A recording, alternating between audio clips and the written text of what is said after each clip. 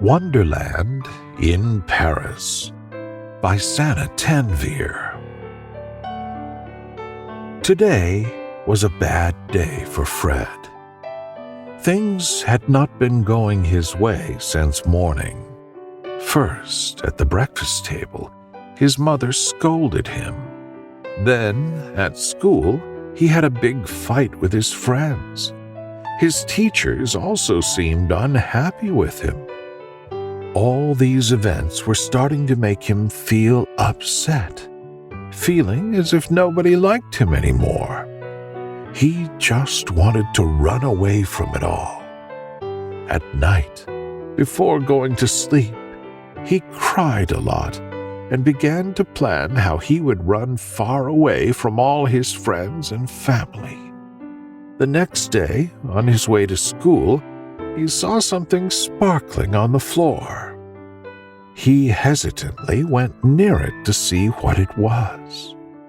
It was a strange piece of paper. He picked it up and found that it was an airplane ticket to Wonderland in Paris. He couldn't believe this ticket was even real, as he had never been there before, and he had never seen something as sparkly as this either. He looked at it even more closely and saw his own name on the ticket and was shocked. But the more he thought about it, this seemed like it might be the perfect answer to all his problems. So he kept planning how to escape, and finally he snuck out of his house at midnight with only his backpack. He went to the airport and looked around in search of the destination counter, but he couldn't find it. So he went to a help desk and asked for directions. The girl at the counter laughed out loud. She thought this must be a joke, as no such destination existed in the world. Fred felt embarrassed at first, but suddenly he noticed the same type of ticket in another man's hands. He followed him. At one point, the guy stopped in front of a wall, turned and pressed a button. A door appeared, and the guy stepped inside it. Fred tried to follow, but the door vanished quickly. Fred was a bit frightened now, but because he was curious, he too pressed the button. The door appeared and opened once again. Fred stepped into the room. He was surprised to see a completely new world. He went to a counter where a fairy was standing. With trembling hands, he showed her his ticket.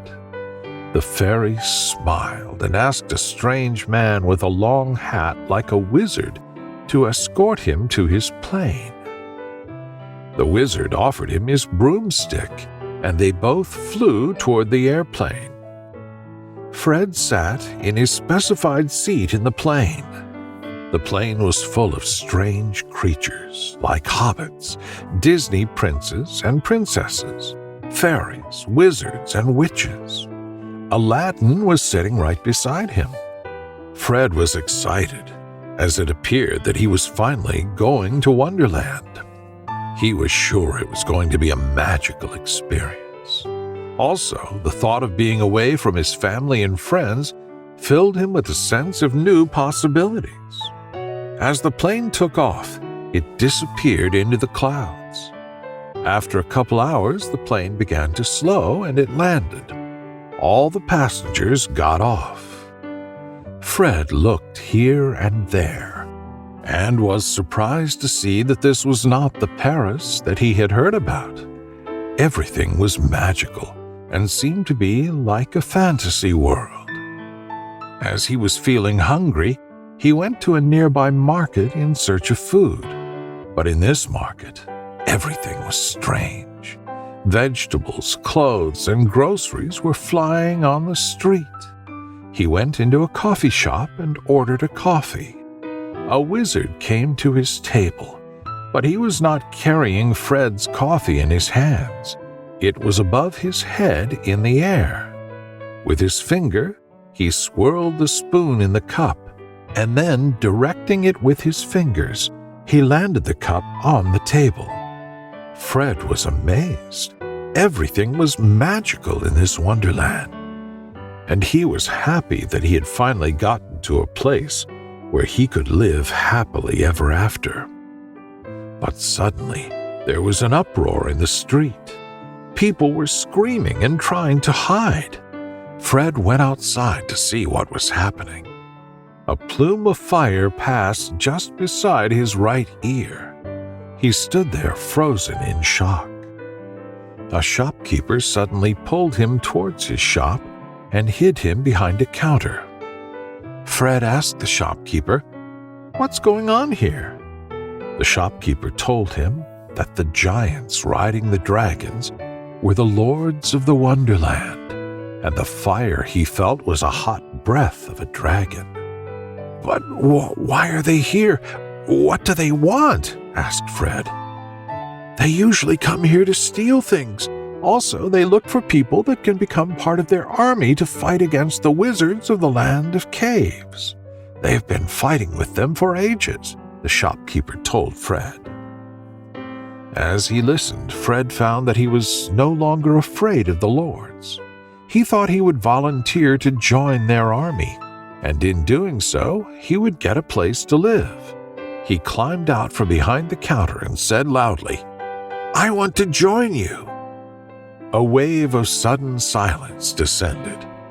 Everyone was shocked. Giant lords came near to him and burst out laughing at him. Next to them, Fred looked like a dwarf. However, one giant lord came to the front. He seemed to be the most senior lord among them. He analyzed Fred closely. He then turned toward his fellow lords and, with a roar like a lion, announced, "This young boy will accompany us to the palace." After hearing this, Fred felt a sense of pride. He had never been to any palace. Now he was excited to go there. Little did he know what was waiting for him there. The giant lords called their dragons and rode on their backs. They offered one of the dragons to Fred. With excitement, Fred climbed on and rode. Then they all flew towards the palace. Flying high above the sky, Fred saw fairies flying in the flower fields, witches and wizards coming back from their magic school. He saw Snow White and her dwarves playing in the jungle. Flying past the Eiffel Tower, Fred visualized many more magical things. Soon they reached their destination. The palace was on the top of a mountain, and below it ran a large river.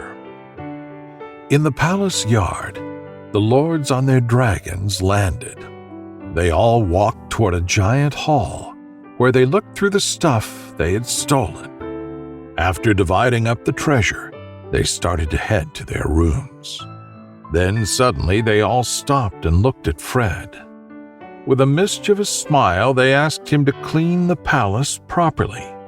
After that, they would decide whether he could be part of their army. At first, Fred was shocked at this command, but he finally decided that he had no choice in the matter.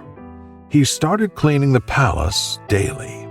He scrubbed the floors, doors, and windows.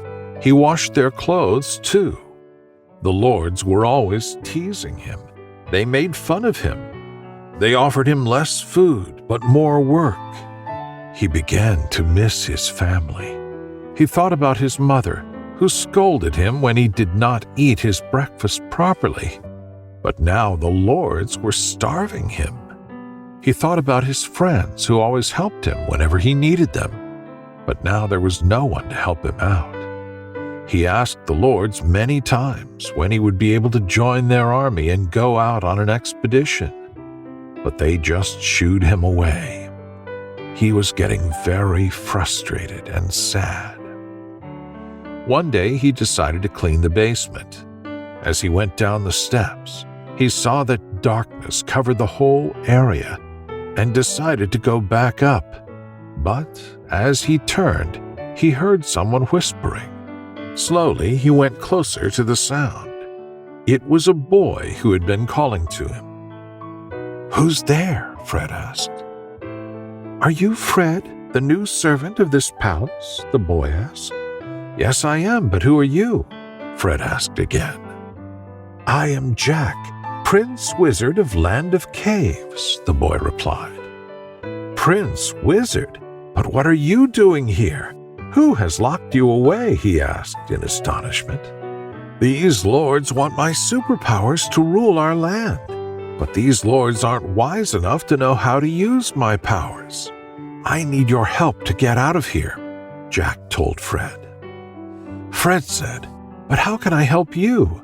I am also their slave." "If you will help me, I will help you to get back to your house," Jack offered. "All right, tell me what I need to do," said Fred. "They have my broomstick and wand. You have to sneak into their secret room and bring back those two things to me." That night, before he fell asleep, Fred made a plan to accomplish this task. He decided that his one goal in life was to get back home, and so he needed to get those two things into Jack's hands. In the morning, someone knocked at the window. He went over to the window and opened it. There was a fairy standing there. "Hey, who are you?" asked Fred. "I am here to help you. King Wizard has sent me to help you in getting Jack's broomstick and wand. Just follow me," the fairy said. As Fred went outside, the fairy showed him a minaret at the palace. At the top of that minaret, there was a room. The giant lords had locked those items in a chest there. Fred and the fairy sneaked into the room, opened the box, and took out the broomstick and wand. There was also a magical globe in the box. Fred was in awe of how beautiful it was. He took out that globe too. As they were coming out of the room, Fred bumped a table and knocked it over. The noise woke the giant lords up. They ran towards the room to see what was happening. They saw Fred with the wand and broomstick running for the basement. They ran after him, but Fred rushed to Jack's cell and gave him his wand and broomstick. Using his magic, Jack opened the door. The giant lords arrived in the basement.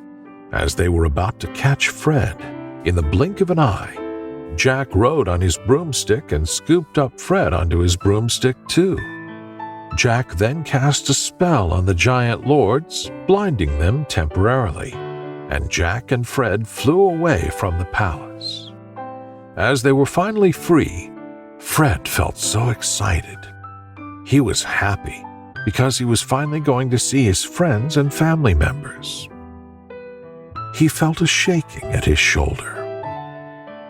"Wake up, Fred. Come on, boy. You are already late for school." Fred's mom was trying to wake him up. He opened his eyes, and after realizing it was only a dream, he hugged his mom. "I will never leave you. Whatever you tell me, I will follow it," Fred said sincerely. His mom was surprised to hear this, but it made her happy to see this positive change in Fred. "Okay, hurry up. I am waiting for you in the dining room." His mother smiled at him. He climbed out of bed.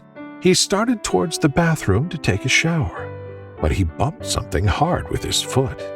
He looked down to see what it was. It was the very globe that he had taken from the chest in the room in the minaret in his dream. He picked up the globe and looked closely at it. It began to glow brightly. All of a sudden, Jack's face appeared in it. He smiled and winked at Fred.